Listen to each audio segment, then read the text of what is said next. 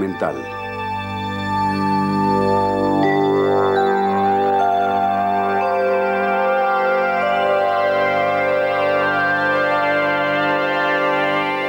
La electricidad, el río invisible de la energía.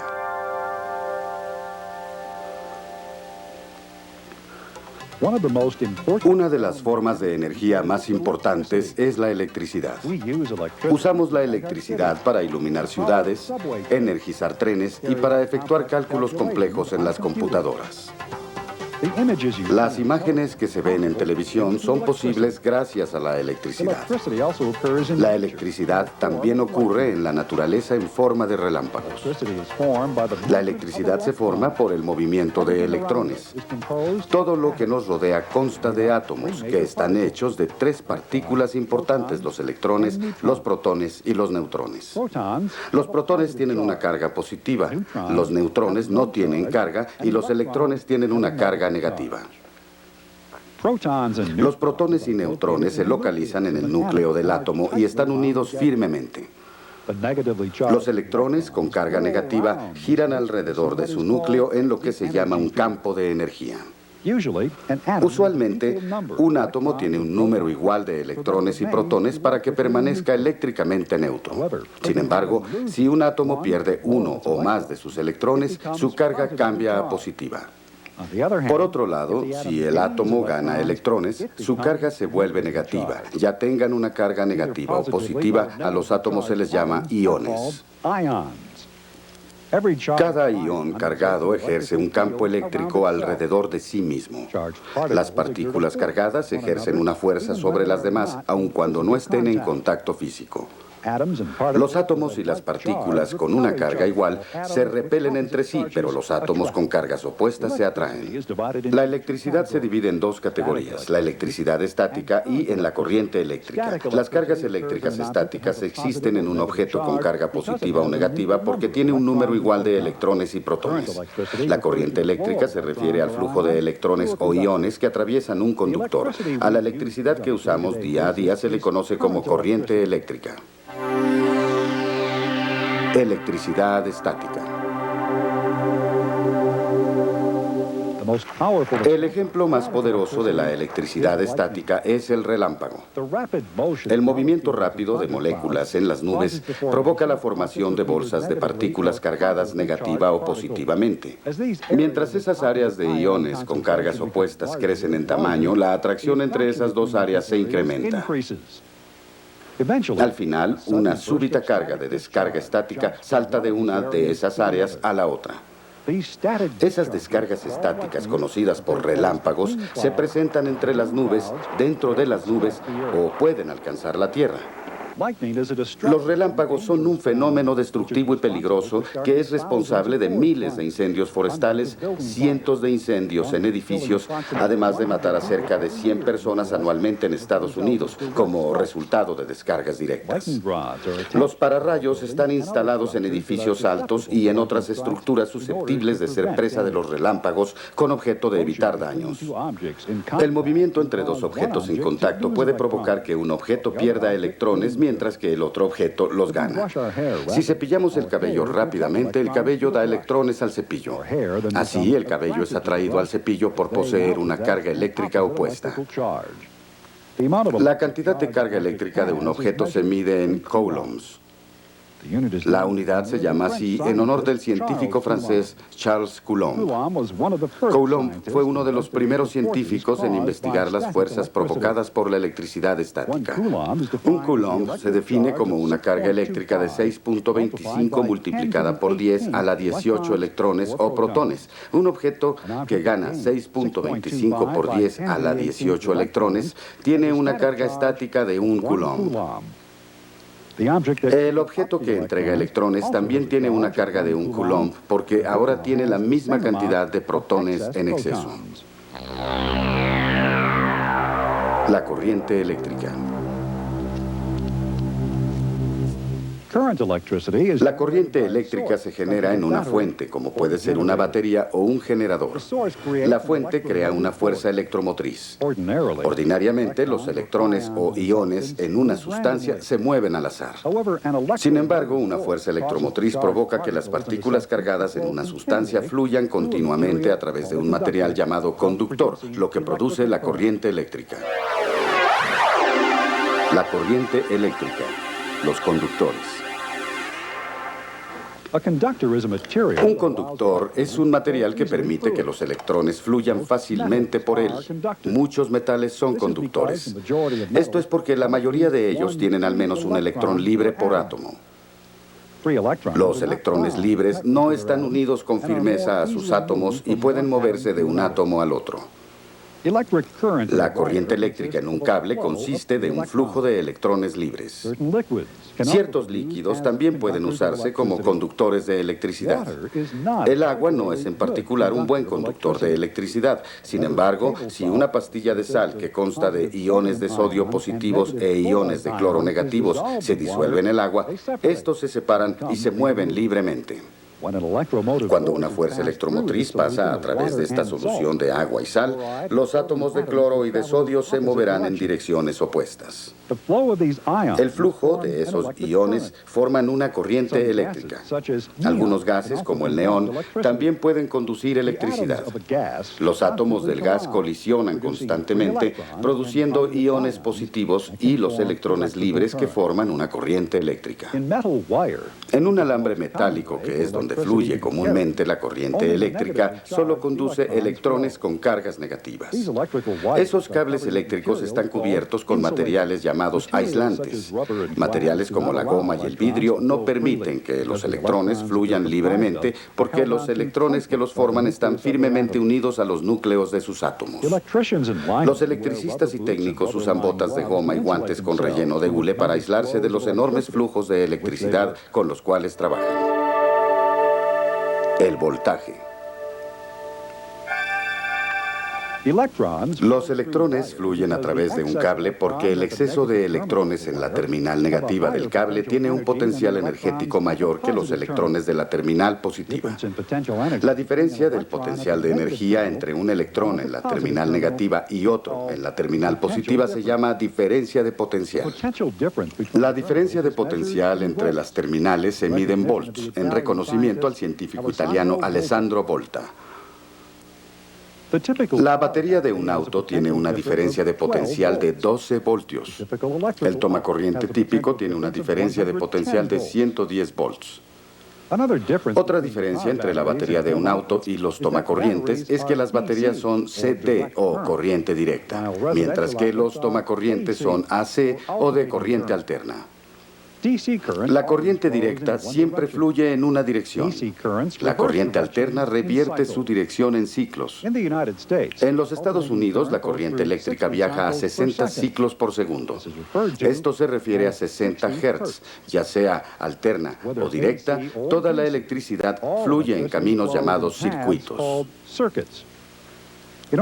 Para obtener un trabajo útil de una corriente eléctrica, algunos dispositivos eléctricos como una bombilla o un motor se colocan en el circuito. El circuito puede ser algo tan sencillo como las luces de un árbol de Navidad o tan complejo como los circuitos integrados de una microcomputadora. Circuitos en serie y en paralelo. Hay dos tipos básicos de circuitos, los circuitos en serie y los circuitos en paralelo. En un circuito paralelo, la corriente atraviesa un dispositivo eléctrico y no atraviesa otro dispositivo.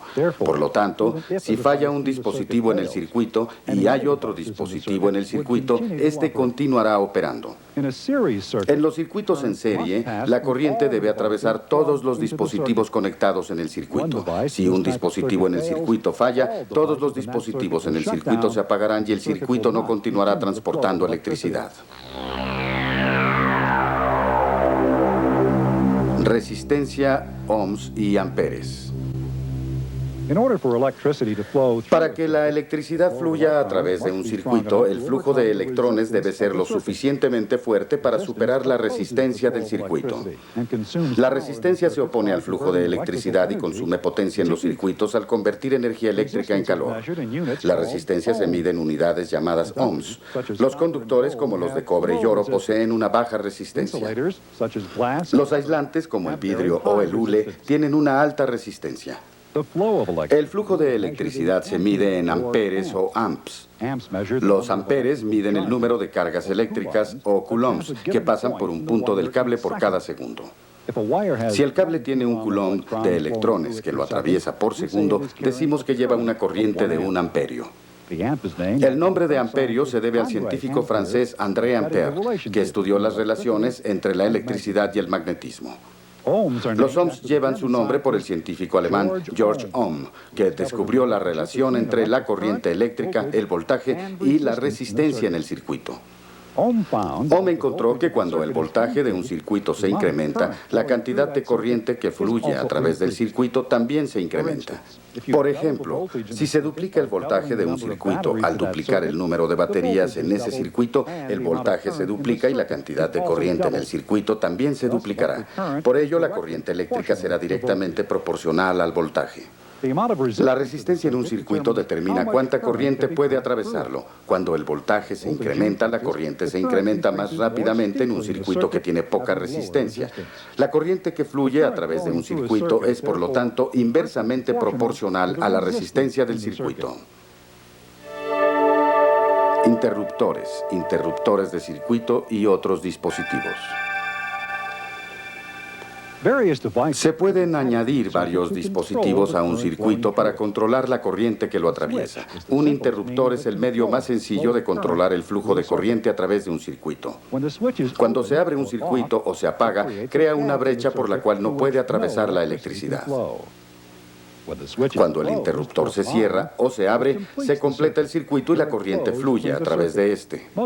Muchos circuitos se diseñan para transportar solo cierta cantidad de corriente. Por lo tanto, muchos circuitos se equipan con un fusible o un interruptor automático que desconecta el circuito para que no lo atraviese más de la corriente permitida.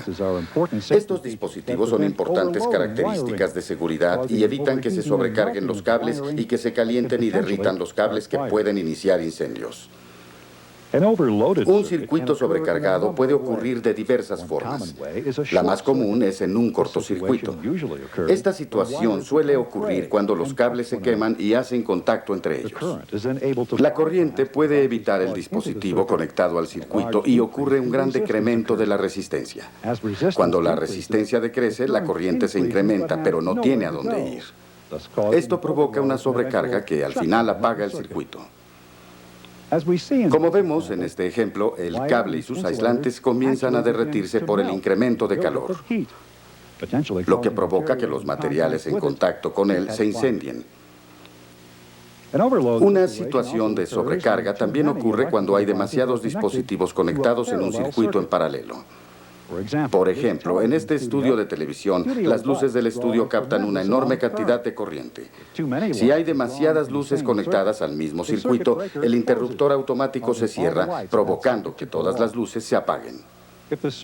Si el interruptor automático no funcionara, el cable que corre a través del muro y al cual están conectadas las luces del estudio se calentarían a una temperatura tan grande que arderían.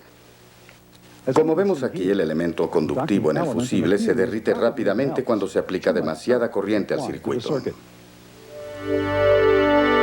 Watts.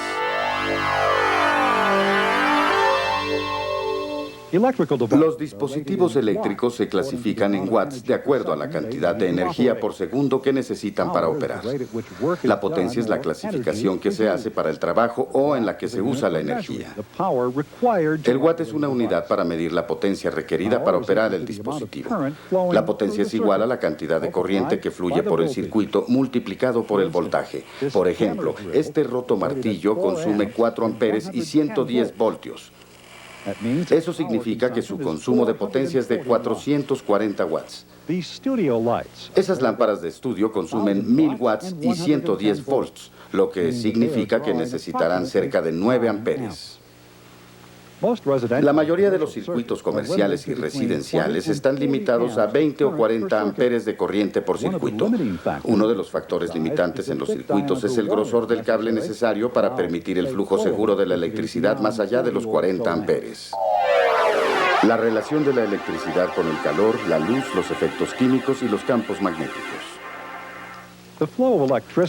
El flujo de electricidad a través de un conductor puede producir luz, calor, efectos químicos y campos magnéticos. La resistencia de ciertos conductores provoca que se calienten, como esta espiral en el asador. Este proceso es muy similar al que produce luz por medios eléctricos. Aunque la resistencia de los materiales en las lámparas incandescentes es más grande que el del elemento que alienta.